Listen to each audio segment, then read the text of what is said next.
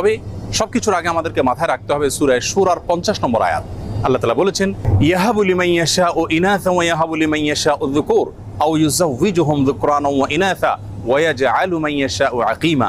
যার অর্থ হলো, আল্লাহই হলেন সেই মহান সত্তা, তিনি যাকে ইচ্ছা তাকে কন্যা সন্তান দান করে থাকেন, যাকে ইচ্ছা তাকে পুত্র সন্তান দেন, আর যাকে ইচ্ছা তাকে উভয়টি দান করেন, আর যাকে ইচ্ছা তাকে কোনোটি দান করেন না।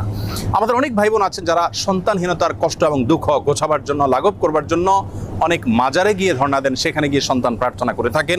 এই কাজটি আমাদের ঈমান হরণকারী একটি কাজ। আরও অনেক কাজ করে থাকেন অনেকেই, যে কাজগুলো আসলে আমাদের ঈমানের সঙ্গে সঙ্গতিপূর্ণ নয়।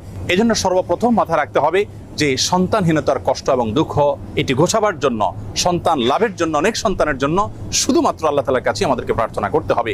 আল্লাহ তাআলার দুজন নবী জাকারিয়া এবং ইব্রাহিম আলাইহিসসালাতু ওয়াসসালাম, তারা উভয় আল্লাহ রাব্বুল আলামিনের কাছে এমন একটা বয়সে এসে সন্তান এর প্রার্থনা করেছেন যখন সন্তান হওয়ার